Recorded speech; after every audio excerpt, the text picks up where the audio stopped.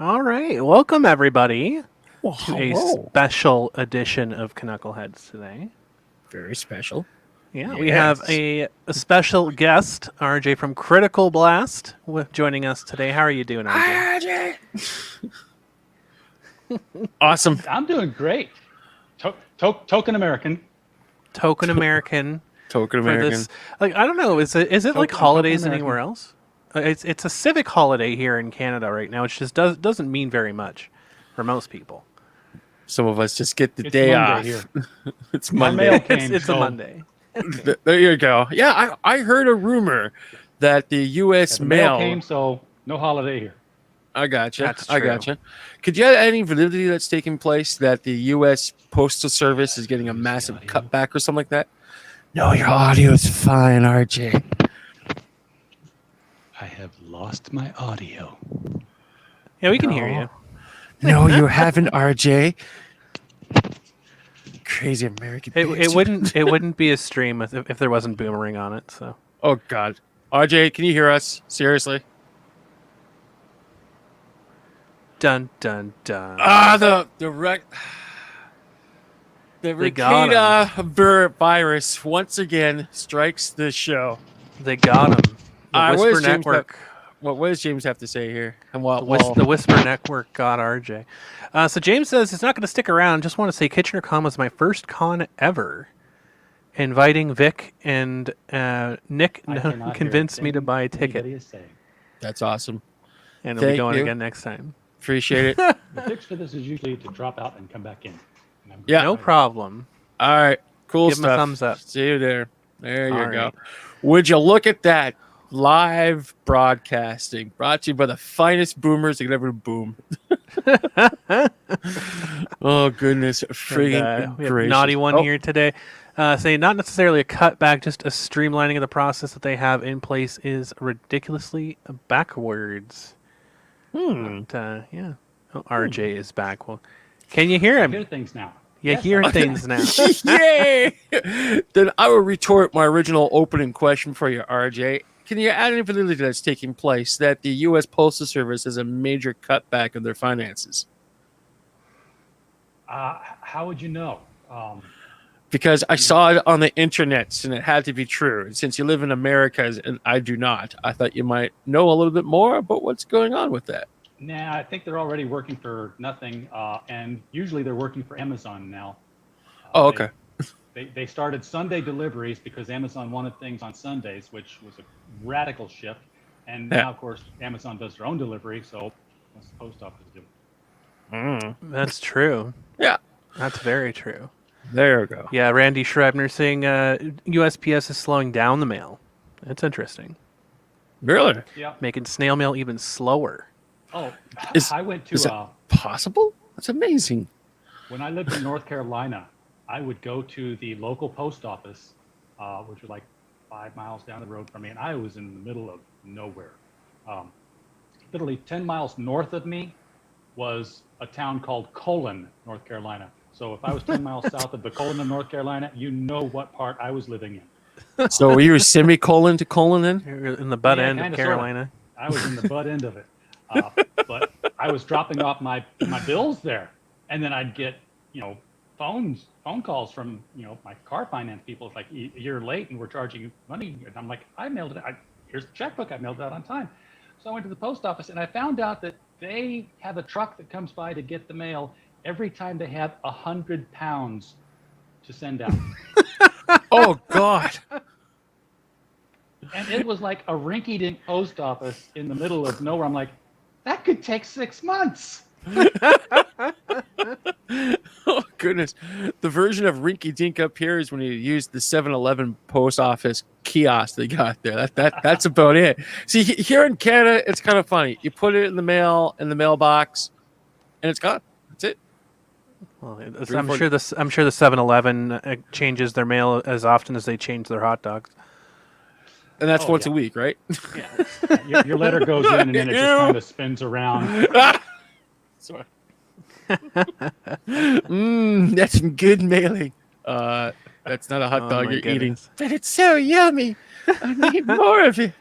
Well, I have a small piece of business to take care of before we get into the main topic for the day. What are we doing today? Because it's come to my attention that Mr. Toye had something to say on Twitter. So Toye is back on Twitter. He's back on Twitter. Bastard. Yeah, he's back on Twitter. So conversation. We had 3 of them, unfortunately. 3. Yeah, It's we had like 3 a of them, trilogy. unfortunately. But no, he's been, I guess, like auto responding to people. I don't know. It's very, very weird. But I was having a conversation. Someone from the hashtag KickVic side actually gave props to Kitchener Comic Con because we had done, like, we had invited Vic and we got 2 awards from our local newspaper, Reader's Choice Awards. And so this individual, Daniel, let me just get his name here so I can give him props. Daniel Fitzpatrick on Twitter gave props to us, basically saying it's like, Kitchener Comic Con had him, props to them for this, blah blah blah. So we're having a nice conversation, and Ron Toye jumps in and starts auto responding with like weird out of context clips, and he starts chastising at me. Was he wearing his Canucklehead T-shirt at that point in time? No, I don't know if he is or not. I know he's bought 2 of them and he bought a blanket. So that's, he's probably watching the show still, which is why I'm bringing this up. So I have something special to say to Ron, just because he thought it was a really good idea, because he's a genius, forehead, galaxy brain, HD. Individual shot on Blu-ray. He thought it would be a great idea because he was trying to pull some crap on Twitter saying this, that about Vic, and I'm like, so I made an offhand comment, and then he responded back by saying by making fun of the fact that I was sexually assaulted. So Ron Toye, I know you'll watch this because you watch literally everything, and you have no life because apparently, like, I don't know if he still has a job at this point because he's literally going off the deep end. But Ron Toye, here's a special delivery. Go fuck yourself. from me truly. So that's I don't my believe he first did. point of business today.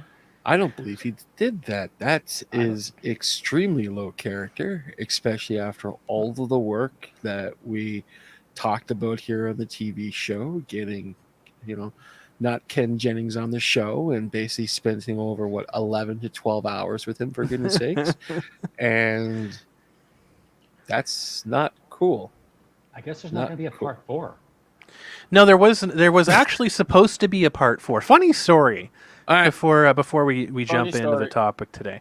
Funny story. So the entire time we were talking with Ron, apparently Monica really wanted to come on the show. She really wanted to come on and answer all of our questions and talk to us, and she was interested in talking to me and all this stuff. It's like, okay, great. So we were going to finish up the Ron stuff first, and then we're going to have Monica on for her own standalone, because we didn't want her to come on and have it piggyback onto the Vic situation and blah, blah, blah, blah, whatever. So we wanted to have her own. Told this to Ron. Ron's like, yeah, that's no problem. That's a great idea. So she was supposed to come on like right after the third show. We were supposed to have a taping, and she couldn't do it because of some other commitment. And so she picked a day. She picked July 5th to come on the show, and we were going to have a special airing. We're going to do it for her. Okay, no problem. So she picked the time, she picked the day. July 5th comes around. She doesn't show up. So I message Ron. Ron doesn't reply. No answer from them at all. And they hadn't replied to anything since then. So, no, there probably will not be a part 4. Jesus. And for you, Crumb, to say that, that's wow. Telling Ron to go fuck himself like that. That's... Well, I think it's deserved. I think I went out of my way to be nice, or at least to try to be neutral, and give him a fair shake on here. It's one of those things. Like he said that on Twitter, just to quote him here, that let me pull it up so I'm not misquoting him, so he's not gonna Throw it on the big board if you can. bent out of shape here. Let me just pull it up here. God, it's way down here, so hold on a moment. It's okay. Yeah, we got enough. I'll talk to RJ about. Yeah, we have nothing to do right now. You guys RJ, want wait a second. stuff? Wait a second. RJ, Yes. do a pitch, man. Do a pitch. What do you got Do there? a pitch? Do a pitch. Well, I was going to pitch this. There you go. This is The Devil You Know, our 370-page anthology. And the thing is, Very appropriate. this is the fun inside baseball stuff. 20 great Awesome. stories about the devil by 20 great authors. And I about pitched this book across the fucking room today. Why? What happened? Because I've got a stack. Everything's packaged up to go. The author's copies are going out. And I'm just sitting here looking at my copy. And I'm like, feeling really proud of this book. And I'm like, we worked really hard on this. And we had some great writers. And it was formatting issues we went through and cover sizes went through. But in the end, it looks great. And then I get to the back of it. And oh God. And I got what two stories in here. And it's a minor thing, but I'm a perfectionist, and I'm going to have to spend money to upgrade a file. Oh no! Oh no! Into them.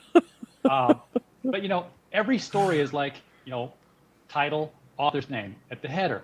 Every page.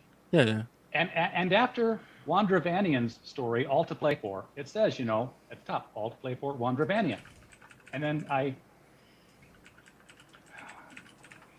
turn into the next book. The next story, and it's Demon's Pint, Devil's Jug by Steve Oden. And at the top of the page, what's it say? All to Play For, Wandravanian. All the way through the next two stories. Oh no!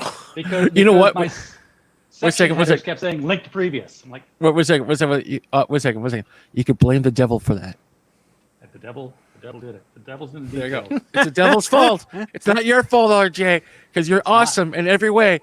It's the devil. The devil did it. It's the devil. I was in freaking tears. I was so frustrated. I got this long table here, and I about did a Housewives New Jersey with things.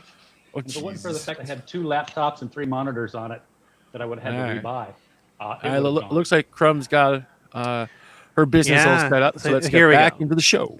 Here we go. So this is Daniel Fitzpatrick says it says really nice. Like, I gave him props for it. He said, so about a month ago it was claimed that Vic Mignogna isn't bad for business since Kitchener Comic-Con, which invited him, was voted #1 festival, #1 tourist attraction. Personally, I'd like to say good for them, which is true. I mean, it was pretty good for business. And then he asked, so it raises a statement in his head, or a question in his head. If Vic Mignogna isn't actually bad for business, how come the big established mainstream conventions haven't invited him? And I saw that. I'm like, well, that's a good question, though. That's a good question. It's a whisper question. It is a Whisper Network question. So I said I can answer that actually because it's easier because it's easier to not invite him. That's the simple answer. It's easier. No, it's easier for big conventions to not invite him. And that's about it. And I'm like, it was a lot of effort and work to face the people raising issues and making noise. So conventions are a lot of work to begin with. Never mind adding more headaches. So it takes a lot of extra effort and dedication from the events, which you won't see from large events because they'll just book someone else and call it a day. Yep. And just to think about it, like a team of 2 on a social media held back a wave of negative press. That was our team.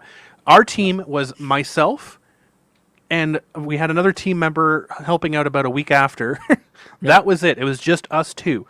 And so there's literally no excuse for larger events to have paid departments to handle social media.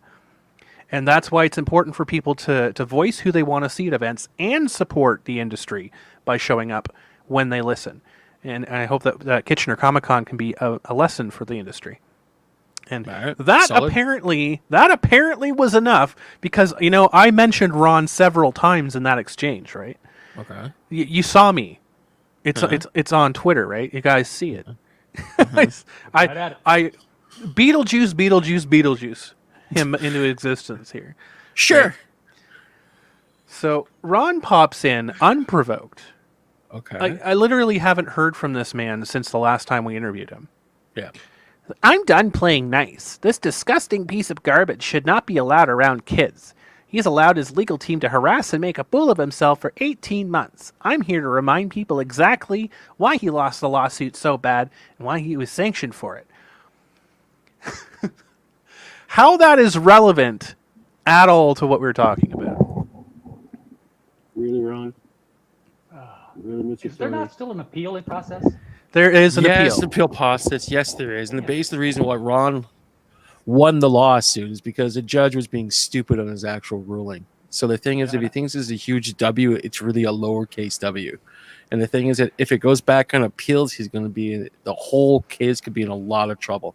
Anyways, I'm sorry, Crumb. Please continue. No worries. So basically, I am partially incorrect about this next thing that I said about he wasn't sanctioned.